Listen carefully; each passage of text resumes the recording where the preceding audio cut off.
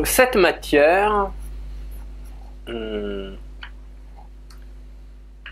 est bien au-delà. Enfin, ce qui est tout à fait fascinant, c'est à la fois, comme je disais, l'aspect ludique et la profondeur extraordinaire que l'on trouve dans cette matière.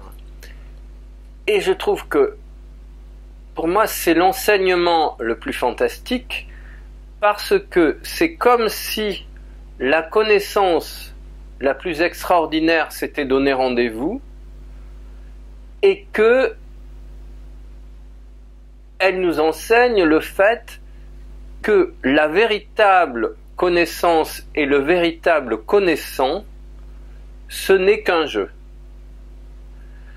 Que c'est uniquement en ne se prenant pas au sérieux, en riant tout le temps de ce que l'on vit, et en comprenant que finalement l'importance que l'on donne aux choses, et Dieu sait si de temps en temps on rend pesante des événements qui s'effacent très vite, ça, si vous voulez, c'est de l'ordre du mental. Le mental a cette faculté extraordinaire de tout dramatiser. Et là aussi, comment échapper à l'emprise du mental, c'est-à-dire de l'ego, c'est-à-dire de notre pauvre biche qui a été capturée et qui tourne autour de son piquet. Là aussi, c'est en fait l'unique histoire réelle à laquelle nous convie l'existence, et en même temps, le jeu, n'est-ce pas le territoire de l'enfant? Est-ce que ce n'est pas en devenant comme un enfant qu'on entrera dans le royaume de Dieu? Est-ce que ce n'est pas par l'aspect le plus ludique, c'est-à-dire en ne se prenant en aucun cas au sérieux et en s'amusant de tout ce qui se trouve sur notre chemin, que l'on ne va pas découvrir l'aspect le plus profond de la réalité humaine? Voilà aussi un magnifique enseignement que nous donne le tarot et ses grands dérivés que sont les jeux de cartes. Alors, il y a toute cette étude extraordinaire que l'on peut approfondir du sens des choses, du sens profond de l'aspect psychique, c'est-à-dire émotionnel et mental, et puis de l'aspect événementiel. Donc, on travaille, dans les stages que je propose, on travaille sur les tirages aussi. Mais l'élément de base, c'est le thème de naissance. C'est-à-dire qu'on part du thème de naissance, jour, mois, année, et on part des cartes cachées derrière notre date de naissance, qui sont comme, on va dire, des forces spirituelles qui nous habitent, et au fur et à mesure que nous nous rendons maîtres de ces forces spirituelles, nous avançons dans notre propre cheminement.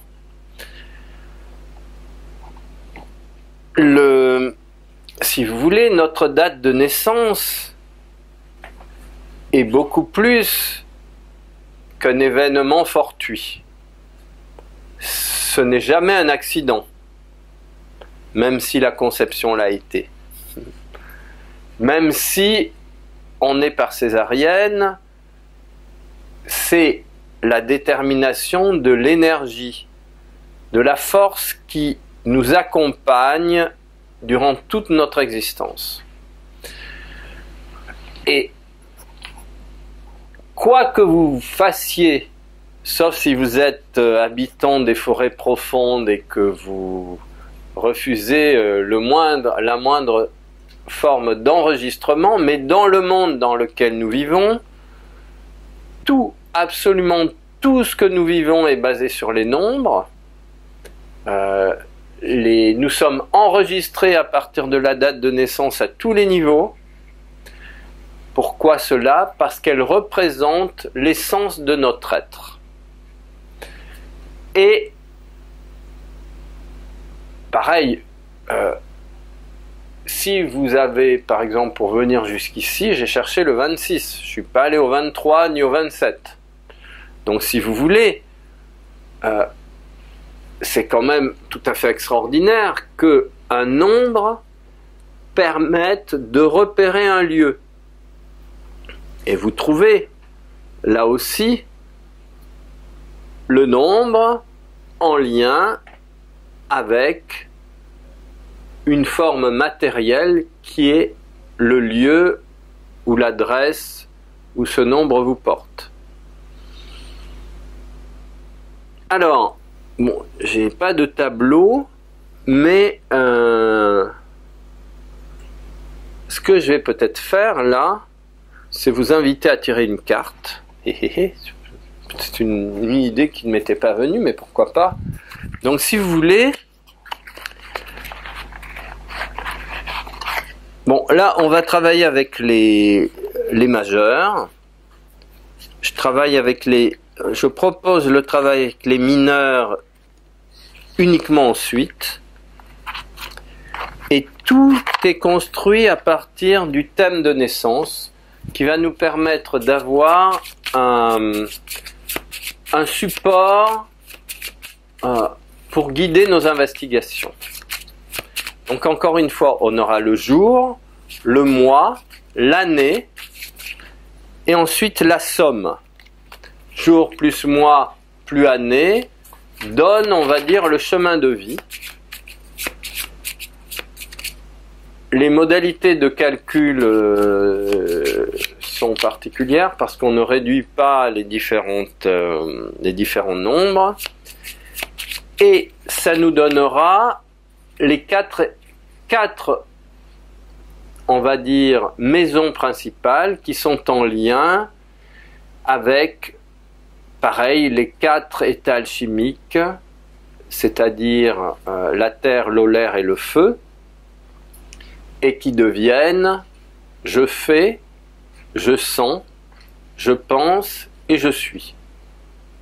Puisque la terre est liée à faire, l'eau au sentiment, donc je sens, je ressens, l'air à la pensée, je pense, et l'esprit au feu, je suis. Et à partir de là, on part sur 4 maisons de base et on va jusqu'à 13 maisons représentant un peu, encore une fois, le thème tarologique de naissance. Et donc, c'est un outil très approfondi de compréhension de soi-même, mais aussi des autres. Voilà. Donc, je vais maintenant... prenons le tarot comme un archétype.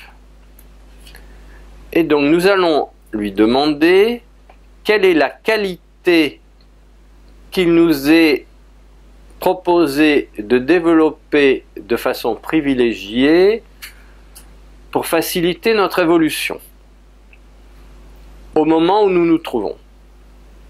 Voilà.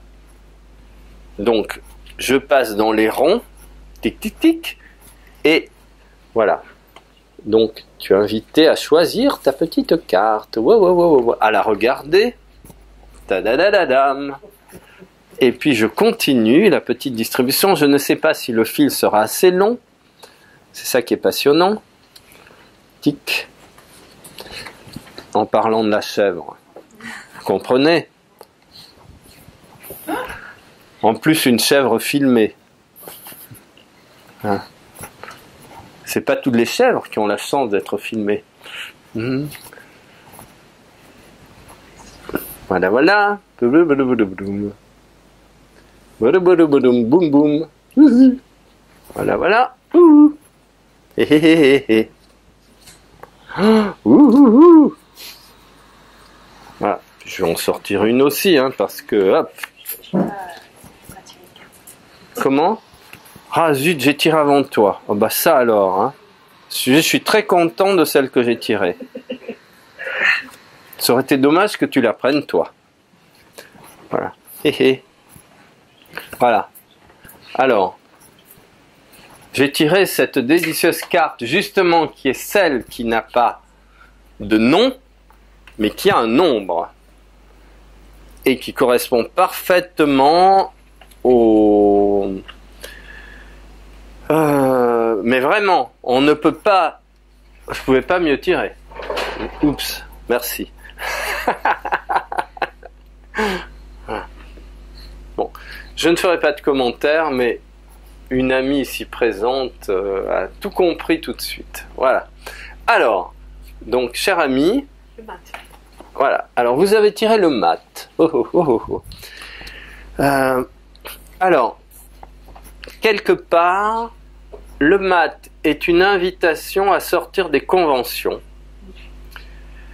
Et c'est vraiment une invitation à la souplesse. Et là aussi, le mat, c'est vraiment la partie de nous qui remet en question toutes nos certitudes mentales et qui s'abandonne littéralement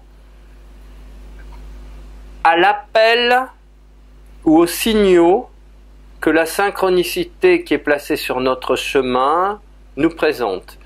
Donc, c'est vraiment...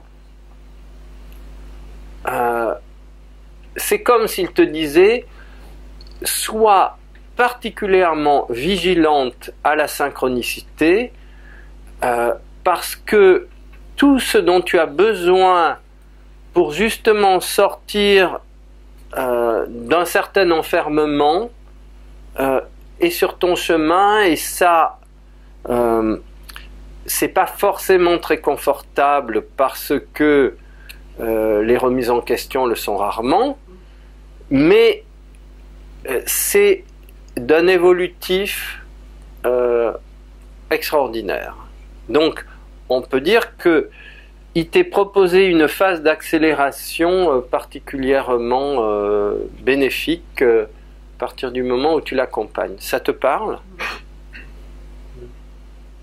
Tu peux rajouter quelque chose? Non, ça me convient bien. Ça me convient bien pour l'instant. Oui. Très bien, très bien. Bon. Alors, oh oh. Voilà. Alors, toi, c'est l'amoureux. Bon. Alors, quand on a l'amoureux, c'est vraiment qu'on est confronté à des histoires de cœur et ou qu'on est confronté à des choix importants qui sont souvent des choix amoureux, parce que bon, en réalité l'amoureux te dit quels que soient les choix ou les difficultés qui se présentent devant toi, en réalité, premièrement, la réponse est dans l'amour, et deuxièmement, au fond de toi, cet amour qui s'y trouve, est la réponse aux questions que tu te poses. Et dans l'amoureux, il y a quand même cet angelot délicieux, armé d'une flèche, ce qui quelque part ne va pas du tout avec les angelots qui ont plutôt des trompettes ou des guitares ou des accordéons.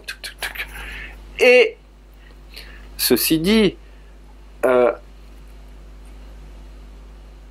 l'ange te dit de ne pas l'oublier, parce que c'est en te reliant avec ton ange intérieur c'est-à-dire la partie de toi qui est dans le don, qui est dans l'offrande, qui est dans l'ouverture, qui est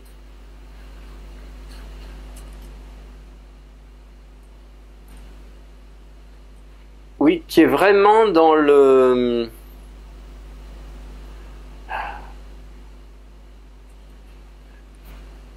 Si tu veux, l'idée, c'est de ne pas chercher ce qui te manque, mais d'apporter ce qui est en toi, et ce sera le moyen de le découvrir, et de découvrir à quel point ton cœur est immensément riche.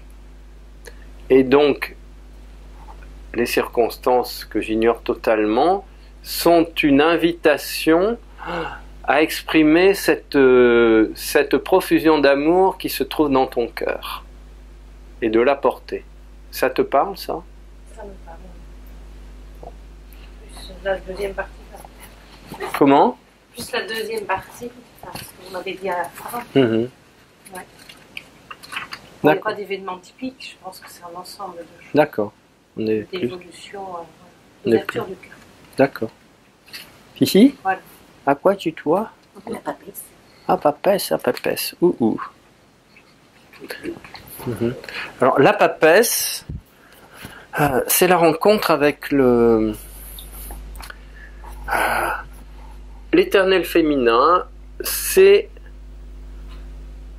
On est vraiment en lien avec la dualité mentale émotionnelle. C'est arriver à déchiffrer les mystères de l'existence qui peut-être te préoccupe actuellement, des questions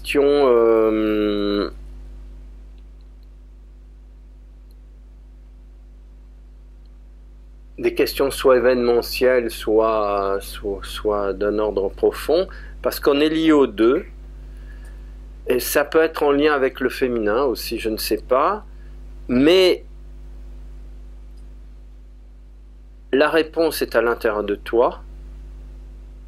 Donc la réponse au mystère qui se trouve derrière toi se trouve à l'intérieur de toi, c'est symbolisé par le livre.